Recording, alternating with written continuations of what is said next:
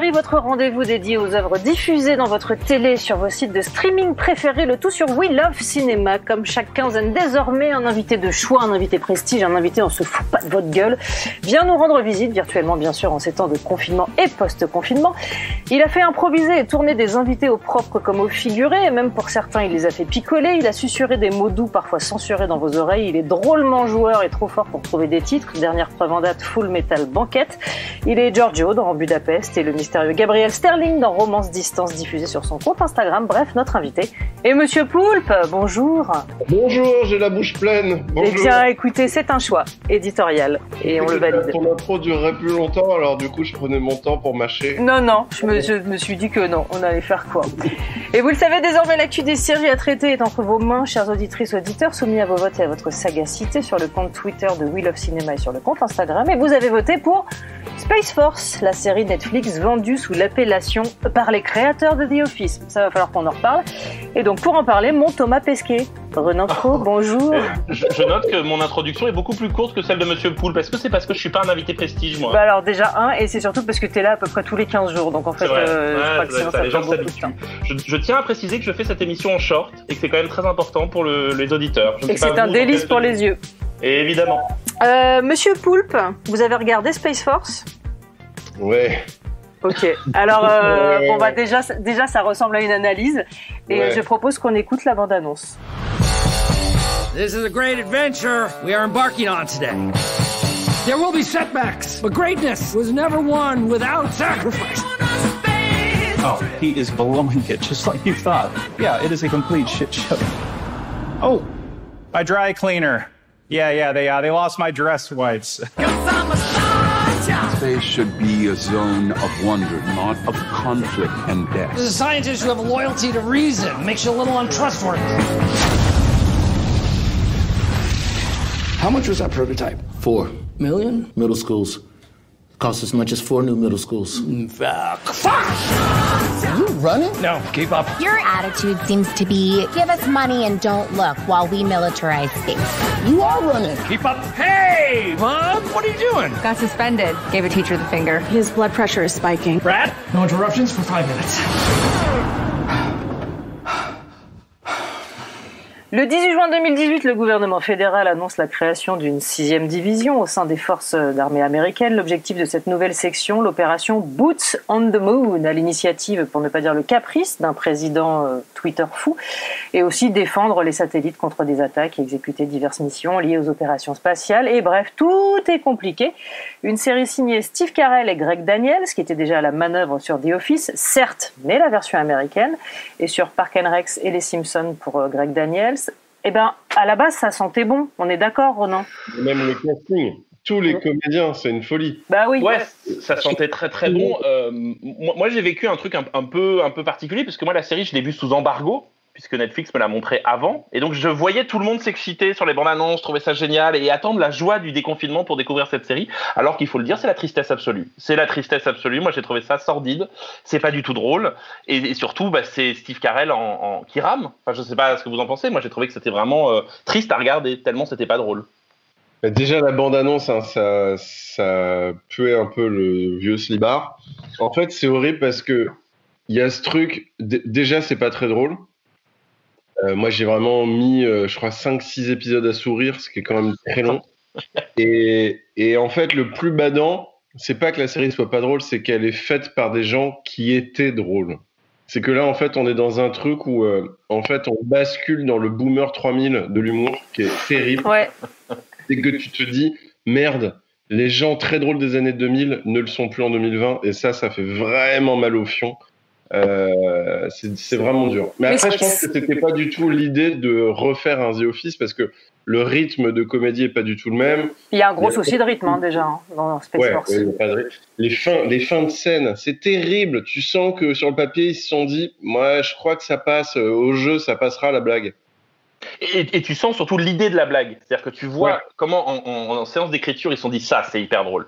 Et en fait, ça ne marche pas. C'est-à-dire que tu vois toutes les intentions de blague de Steve Carell. On fera un point peut-être John Malkovich, c'est-à-dire RTT du jeu total. On est vraiment sur quelqu'un qui n'en a plus rien à foutre et qui prend un chèque.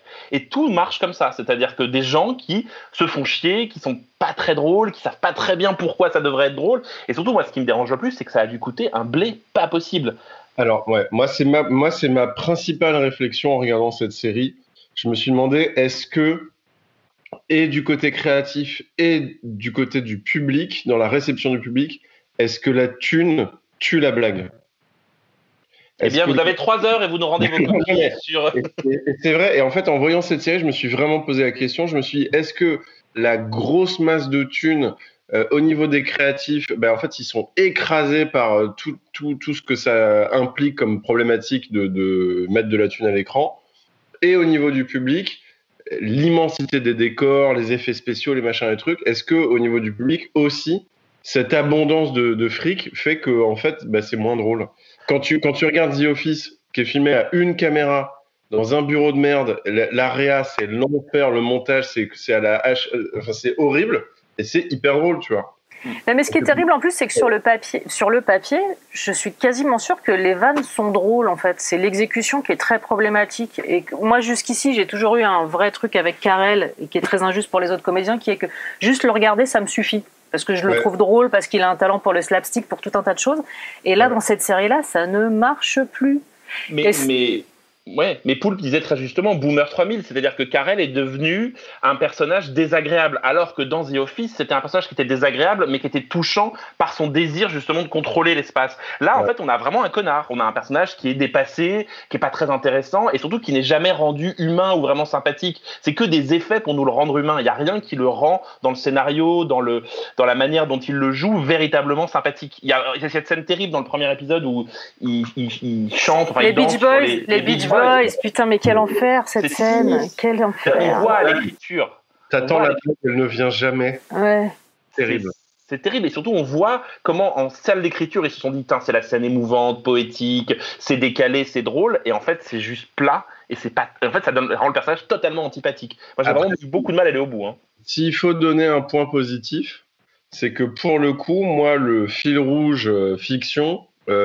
J'ai quand même malgré tout été chopé et je me disais l'histoire est pas mal, le délire de la conquête de la Lune où il y a les Chinois qui font chier machin, bon, j'ai quand même été chopé par ce truc là, je suis allé jusqu'au bout et je trouvais, mais encore une fois c'est raté, mais je trouvais hyper intéressant la relation entre John Malkovich et Steve Carell, entre les scientifiques et les militaires, et je trouve ce truc là c'est quasiment un buddy movie en fait.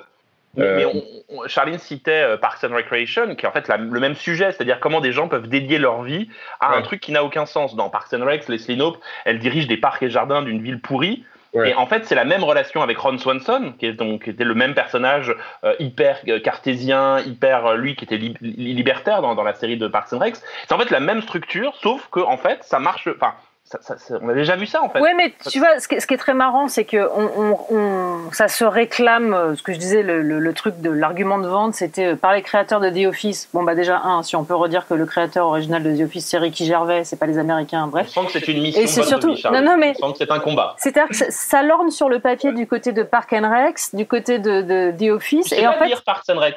Tu dis Parks and Rec, tu sais pas le dire. Non. D'accord. Mais en fait, parce que je vais briser un énorme tabou, j'aime pas beaucoup cette série. Mais c'est ma série préférée, Charlie. Ouais, je sais, Renan. Mais et elle le dit avec un doigt entre les auditeurs. Surtout, elle s'en fout complètement.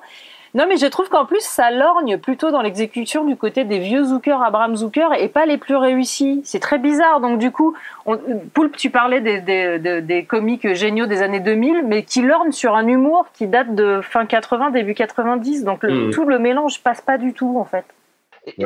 Et ça pose aussi une question, c'est est-ce que la conquête spatiale et est-ce que le truc spatial, c'est drôle. Il y a eu une série il n'y a pas longtemps qui s'appelait Avenue 5, qui était fait par Armando Iannucci, qui est aussi un génie de la comédie, on se souvient de VIP, et c'était pas drôle du tout non plus. Est-ce qu'il n'y a pas un truc où, au fond, l'espace, c'est pas très drôle? Alors c'est une vraie question philosophique que je vous pose, la France. Est-ce que l'espace, c'est drôle? Bah si, parce que tu as des trucs dans l'espace très marrants, que là, j'ai oublié le nom.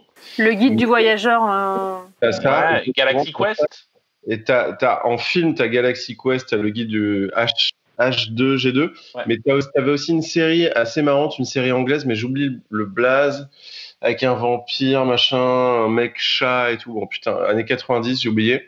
Mais encore une fois, je crois que plus que est-ce que l'espace c'est drôle, je pense que c'est vraiment encore une fois, qui dit espace, dit grosse production, donc grosse thune. Et à nouveau, je pense que ça écrase la blague en fait. Alors du coup, est-ce qu'on reste dans la catégorie film à humour de bureau ? Parce que ça joue quand même aussi là-dessus, mine de rien. Surtout le début, c'est de l'humour de bureau, quoi. On est dans un lieu clos, on a toutes les strates. Le running gag infernal de l'assistant de Steve Carell, qui oublie systématiquement de lui dire qui est dans le bureau, qui est...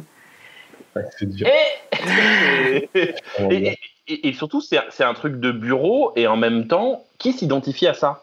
Enfin, en fait, ce qui est génial dans The Office ou dans Parks and Rec, c'est qu'on s'identifie à ces gens-là. Sauf qu'au fond, là, moi, je m'identifie. Je comprends pas très bien de quel bureau ça parle, qui sont ces gens, quel est leur rapport. Et surtout, la série cherche à être une charge anti-Trump. Et on peut pas être deux choses en même temps.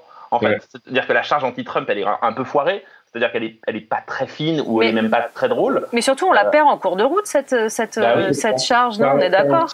T'as un petit comeback à un moment, mais qui est absolument pas une critique exactement de Trump, mais t'as le coup de la première dame qui veut absolument designer les costumes de la Space Force. Donc c'est pas vraiment une critique d'Ivana Trump. Non, mais... En plus, la blague, elle est vraiment pas gaulerie, quoi. Tu la vois arriver et tout, et ah bah oui, ils sont mal habillés. Et puis voilà. Mais surtout, comment Netflix... Moi, je me demande si c'est pas Netflix qui leur a demandé d'enlever des trucs... parce que... Non, Netflix, ils font pas ça. Pour le coup. En fait, eux, ils castent les gens à la base, et après, c'est justement pour ça qu'il y a des gros killers qui vont là-bas, c'est qu'ils ont carte blanche. Donc c'est très bizarre qu'ils n'y soient pas allés à fond, parce qu'il y avait justement une plateforme Netflix qui permettait justement d'être pas lié à la publicité, pas lié à toutes ces choses dans la télévision américaine. C'est quand même décevant. Je pense dans tout ce tas de vieilles personnes plus très marrantes, c'est surtout, je pense à Ben Schwartz, qui est un mec vraiment génial, qui fait le mec de la com dans... Jean Ralphio. Et voilà, Jean Ralphio dans Parks. Et donc là, et tu le vois en fait, tu vois que lui, il essaye d'amener du rythme et tout machin. Et les scènes où il est là, il est marrant, mais en fait, il est seul quoi. Ouais, il est tout seul. Quoi. C'est vrai. Et c'est con parce que moi j'y croyais de ouf. En fait, quand j'ai vu, alors avant de voir la bande-annonce, parce que la bande-annonce c'était vraiment pas bien non plus, mais le pitch. Quand tu dis, Ronan, que ça nous touche pas et ça touche pas le spectateur, moi, je trouve ça hyper intéressant. Ça m'a fait tout de suite penser au Docteur Folamour. Justement, tu as ce délire de les grandes élites, les grandes instances, comme VIP, qui sont dirigées par des débiles. Tu vois. Ouais. Et c'est là où ça touche le spectateur, c'est de te dire, ah putain, c'est un peu cool de voir que les grands dirigeants se comportent comme des gogoles. Et moi, je pensais que Space Force allait être comme ça. Mais c'est pas un gogol au fond. Mais pas du tout. Le personnage de Steve Carell. Ouais. C'est au fond un petit mec écrasé par tous les autres, qui est un gentil. Et ça marche pas très bien. Non, puis pour au final en faire une série dont la résolution passe par une certaine image de la paternité, de comment tu gères ta famille, qui du coup n'a rien de très inédit et qui colle plus avec le début, quoi, qui était vraiment... Moi, j'attendais une résolution pas du tout politique, mais que cette veine-là soit au moins aboutie, à défaut du reste. Et on en parle de Lisa Kudrow ? Mais alors, c'est ça que j'allais vous demander, j'ai absolument pas compris. On est d'accord qu'on sait jamais pourquoi elle est en prison ? Non, et c'est même un mauvais gag. C'est-à-dire on les voit en salle de scénario dire, les gens vont se dire, mais pourquoi elle est en prison ? En fait, on s'en fout, parce que le personnage n'existe pas. Et d'ailleurs, il y a un truc qui est très bizarre. Si vous regardez le premier épisode, il y a une première scène qui est pas trop mal, qui est plutôt marrante, où il apprend qu'en fait, il va pas avoir le poste qu'il veut avoir. Et ils sont dans le lit et ils disent, voilà, on va devoir aller à cet endroit et s'adapter. Tu dis, ok, le sujet de la série, c'est ça. C'est comment ces gens qui rêvent d'un truc vont s'adapter à un truc de merde. Et en fait, on a une ellipse de 4 ans, un truc comme ça, et tout d'un coup, hop, ça marche pas en fait. Mais ça joue beaucoup trop sur l'ellipse, hein, de toute façon. Enfin, il y a des gaps dans la narration qui sont absolument infernaux. Moi, pour le coup, ce que j'ai préféré, c'est les scènes dans l'espace, qui est un vrai terrain de jeu. Pour le coup, ce qu'ils ont mis en place est un super terrain de jeu. Le coup des 2 bases lunaires où ils se détestent entre Chinois et Américains, il y avait 1000 trucs à faire. Tu vois, pareil, la scène avec le chimpanzé qui va aller réparer le truc et on se rend compte qu'il a bouffé le chien et tout. C'est des super idées, quoi. Et moi, je trouve ça hyper excitant, bien plus que les pérégrinations d'un mec dans des bureaux qui essaye de se servir de la politique pour arriver à ses fins, où on l'a vu 1000 fois. Je trouve que pour le coup, les scènes dans l'espace, il y avait un terreau de dingue à faire des trucs très rigolos, quoi. Mais bon, et l'argument des défenseurs de la série, c'est de rappeler que Parks and Rec, dans sa toute première saison, qui ne faisait que 6 épisodes, était un peu raté. Et d'ailleurs, ils avaient changé la série en saison 2. Et de dire qu'au fond, peut-être que cette série sera géniale en saison 2, 3, 4, 5, 6. Le vrai problème, c'est qu'on est au cœur de ce qu'on appelle la peak TV. C'est-à-dire qu'il y a trop de séries. Est-ce qu'on va avoir envie de revenir à Space Force en saison 2 ? Je suis pas vraiment sûr. Ah, tu veux dire que j'aurais dû poursuivre Parks après la saison 1 ? Oui, Charline Roux. Oui, c'est quoi cette provocation ? La saison 1, elle fait 6 épisodes en plus, ça va vite. C'est de la provocation, c'est vraiment du... j'ai un deuxième pavé dans la mare, j'aime pas beaucoup Chris Pratt. Voilà, donc vous en voulez d'autres ou pas ? Il est vraiment très drôle dans Parks and Rec. C'est drôle, en vrai. Tu entends le souffle de la France qui se désole, Charline Roux, ou pas ? Je l'entends. Et je l'apprécie, car je n'aime rien de plus que ça. Bon, donc du coup, si on doit conclure, bof, quoi. Très bof. C'est une bonne analyse. Je suis très curieux parce que mine de rien, ces gens-là, ils sont quand même tous très talentueux et je pense qu'ils se sont chiés dans l'angle de la saison 1. Ouais, il y en avait trop. Je suis très curieux de voir s'il y a une saison 2. Je suis très curieux de voir s'ils vont corriger le tir parce qu'en vrai, il manque pas beaucoup quoi pour que ça soit cool. Non mais en plus, tu te prends à ce truc très bizarre qui est que moi, je m'en suis voulu par moment de rire aux gags les plus faciles. Tu vois ce que je veux dire ? T'as tellement d'attentes vu les forces en présence que tu te dis je vais rire ou de manière intelligente ou machin, et en fait les moments où j'ai le plus ri, c'est quand par exemple il met son pied par mégarde sur le bouton et qu'il envoie la fusée, tu vois, qui est quand même le gag le plus con du monde, qui nécessite pas un truc d'écriture, et du coup t'en arrives presque en regardant à te dire oh merde, je ris vraiment sur ces trucs là. Mais dans la même veine, il y a le film de Will Ferrell qui va arriver sur Netflix sur l'Eurovision. Ouais. Et la vraie question, c'est de savoir si lui aussi va réussir à passer le cap Netflix. Ouais. Le sujet est génial, on a juste très envie de voir ça. Le fameux clip promo qui est sorti, c'est pas... c'est rigolo les 20 premières secondes, et après tu fais, j'ai compris, ça y est. Bon. Donc est-ce que cette génération-là, en fait, elle est pas en train de elle est plus assez drôle, effectivement, c'est ce que disait Poulpe, il a raison, il y a peut-être un problème de génération. Non, je peux pas entendre ça. Pardon, je peux pas entendre ça, quoi. Quand Poulpe le dit, c'est bien, mais quand c'est moi, non, c'est ça ? Non. Me cassez pas mes idoles. La prochaine émission, c'est quoi ? On va dire que Ricky Gervais est une bouse ? Arrêtez un peu, quand même, s'il vous plaît. Alors, justement, sur ce sujet... Non, ça suffit. Je propose que nous passions maintenant au choix un peu hard-boiled de notre invité, et ce, grâce à la magie du générique, que nous n'avons pas. Non, c'est le générique de The Shield. Ah, mais moi, je veux un jingle invité. Vas-y, chante-le. Mon Poulpe, il va faire un jingle invité, il le fait très bien. C'est le moment du jingle invité qui arrive dans 3 secondes. Franchement, c'était parfait.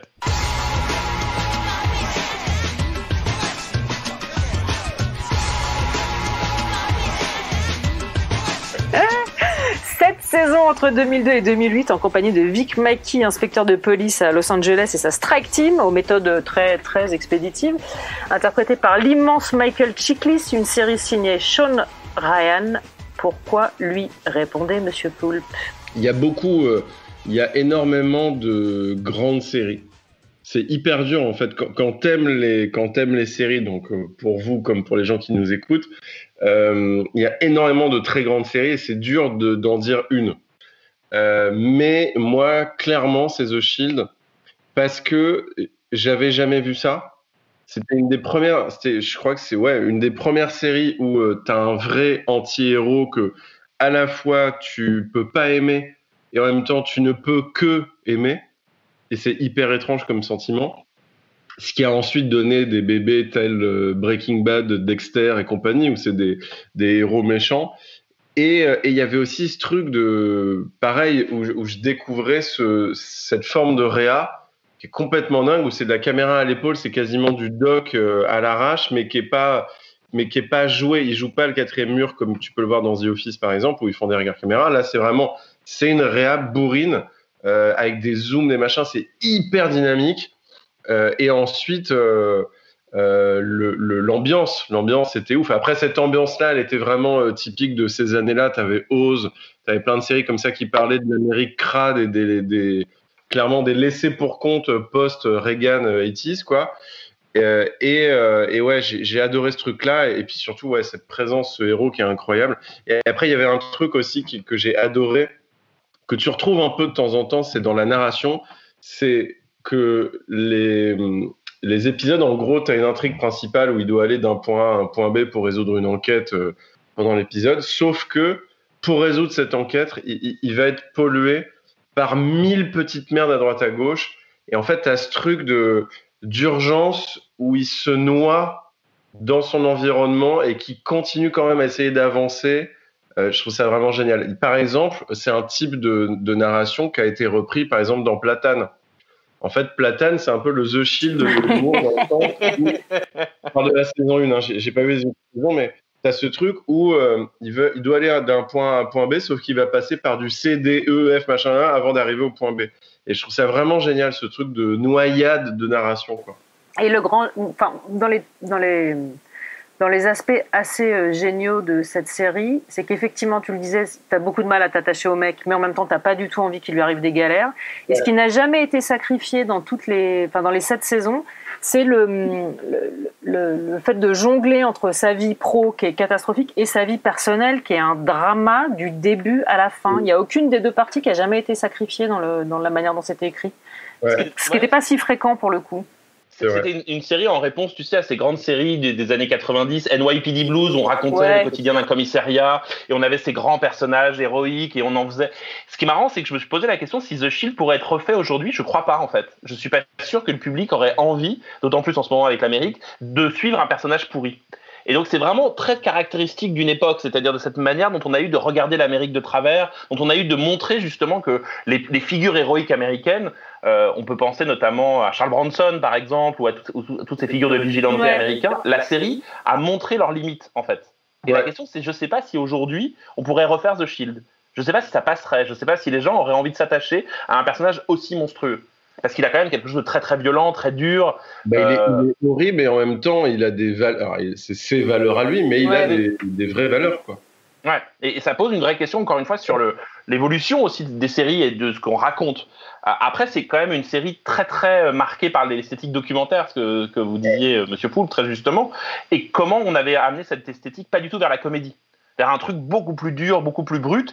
Et au fond, les héritiers de The Shield, moi j'ai l'impression que c'est toutes les séries documentaires Netflix où on a ces personnages qui apparaissent. Vous vous souvenez, on en parlait la dernière fois ensemble, Charline, Don't Fuck With Cats, des trucs comme ça, qui justement par cette esthétique documentaire racontent aussi les travers de l'Amérique. Et alors ce qui était aussi assez fort dans la série, c'est que la Strike Team et le héros sont quand même des gens assez peu recommandables, mais qu'ils ont quand même réussi à construire en face des méchants à la hauteur des enjeux. Tu vois ce que je veux dire? Tu aurais pu avoir du méchant faiblard auquel tu te dis, bon, bah finalement... Moi, j'ai le souvenir de ce méchant qui s'appelait Antoine. Tu te souviens de ça? Non. Ah, il est méchant! Il est méchant. Non, mais un ennemi qui était... Anton, qui était hyper inquiétant. J'ai un souvenir traumatisant d'une scène où je crois qu'il y a un des mecs de la Strike Team qui lui écrase la tête sur une gazinière. C'est lui qui se fait marquer la joue au fer. Lui, il est en prison, mais je crois que c'est le grand méchant de la saison 3 ou 4. Qui est absolument diabolique. Et du coup, l'équilibre se fait bien aussi. Ce serait trop facile d'avoir des méchants sacrifiés au personnage. Parce qu'après, au bout d'un moment... En fait, la série, c'est bizarre parce que la série a jamais vraiment cartonné en audience.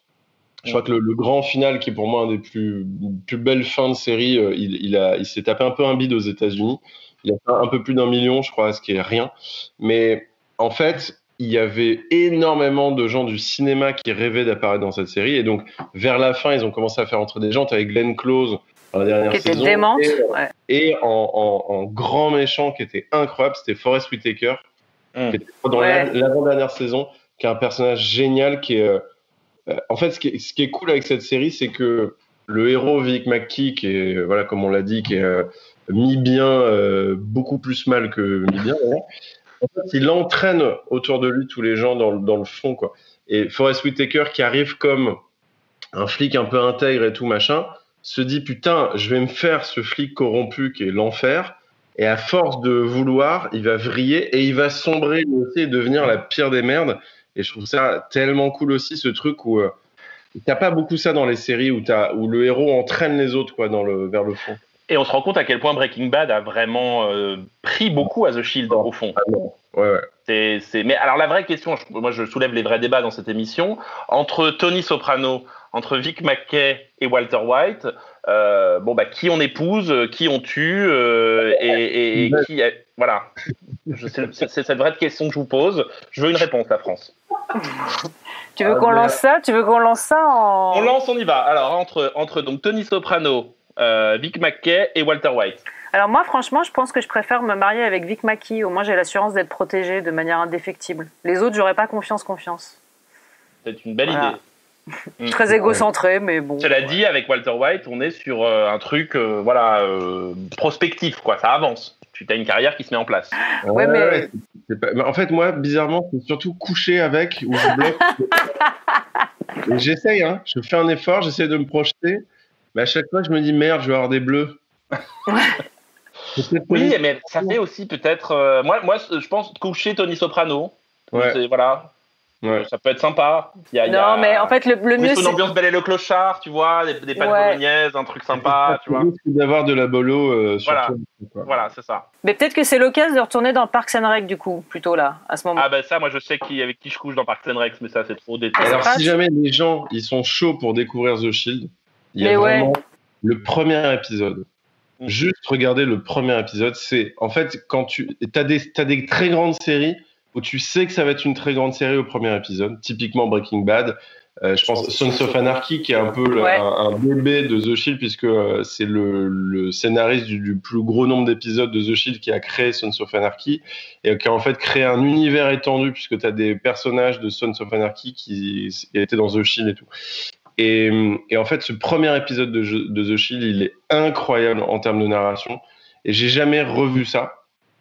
Ce tricks, mais je spoil un tout petit peu, mais ce tricks dingue où l'épisode 1 commence sur un héros qui est un héros et tu te dis ça va être lui le héros de la série, sauf qu'en fait non, il se fait buter par le vrai héros de la série et ça à la fin tu mates ce truc là mais c'est un point dans la gueule. Dire que tout le monde nous a cassé les couilles avec Game of Thrones alors que c'était déjà dans The Shield ce type d'idée à fond. Bah oui. Et sur écoute The Wire, pareil, passion ou pas du tout? Bien sûr, très très grande série aussi, mais c'est pas le même délire. Je pense que le dynamisme et l'énergie brute de The Shield moi me touche beaucoup plus, mais après évidemment The Wire fait partie de mon top 10 évidemment. Et Michael Chiklis qui malheureusement n'a jamais, je crois, retrouvé de rôle à la hauteur du talent qu'il a déployé dans The Shield. Hein. En fait, derrière ça, il a fait le pire choix du monde. Bah oui. Les 4 Fantastiques. Les 4 Fantastiques. Ah, il a joué dans les 4 Fantastiques, il jouait la chose, c'est ça? Ouais, bien sûr. Mais il a fait aussi une série. Attends, je dis de la merde. Il a fait une série où il fait le papa d'une famille de super-héros qui était terriblement gênante. C'est possible. Je vérifie en même temps parce que peut-être je dis de la merde. Et je crois qu'il n'y a eu qu'une seule saison et en fait il s'est cramé la gueule et personne n'avait envie de voir ça quoi.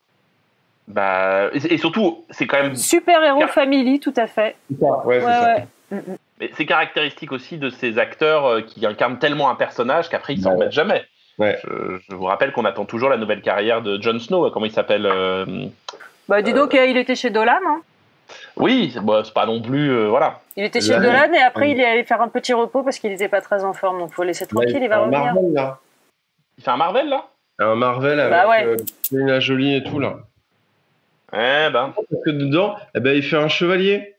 Ah. Dis donc, alors ça, et alors? Il va se battre seul contre plein de gens.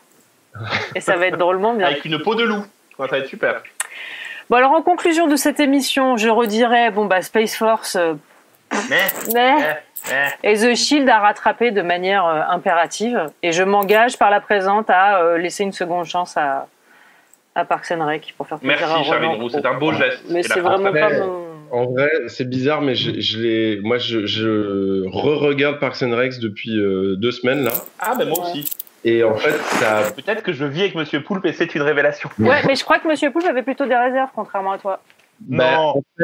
En fait, je voulais la faire découvrir à ma meuf. Et en fait, je me rends compte, je l'ai un peu survendu. Et t'en es où exactement? Passer derrière The Office, c'est un peu compliqué. sauf qu'à partir de la saison 3 et l'arrivée de Adam Scott. Non mais le fanboy, moi j'ai pleuré quand le petit cheval est mort, donc quand Little Sebastian est mort, j'ai pleuré. Donc si vous voulez, je suis là. En parlant de pleurs, j'ai chialé au final de The Shield. Bien sûr. Une des meilleures fins de série. Parce que le héros ne meurt pas, le héros n'a pas un happy end, il a une autre fin qu'on a rarement vue aussi, qui est une fin hyper badante. Et c'est trop bien. Je viens de spoiler la fin là. C'est bien. Non, on dit rien. Mais tu t'as pleuré plus à la fin de The Shield ou en regardant Queer Eye? Il y a la nouvelle saison qui arrive. Bah ouais, évidemment. Et j'espère bien d'ailleurs que si on vous le met en ballottage, chers auditeurs de cette émission de We Love Series, vous voterez pour Queer Eye, parce que je ne vous cache pas qu'on rêve de faire une émission sur Queer Eye, qui est la meilleure série feel good du monde entier. Si vous avez besoin de câlins. J'ai pas pleuré devant la série Queer Eye. J'ai pleuré à chaque épisode. Ouais, aussi. Et plusieurs fois par épisode. Ouais, bah pareil. Et ben j'espère vraiment que ça fera l'objet d'une prochaine émission. D'ici là, vous pouvez donner votre avis sur Space Force. On vous attend sur Twitter @WeLoveCinemaFR et sous le hashtag WeLoveSeries. Et puis donc nous dire de quelle série vous aimeriez qu'on parle dans la prochaine émission avec un prochain invité. D'ici là, retrouvez We Love Series sur We Love Cinéma et tous les agrégateurs de podcasts. Messieurs, merci. Merci Monsieur Poulpe, merci Rodan. Merci Sharon. Vous êtes super.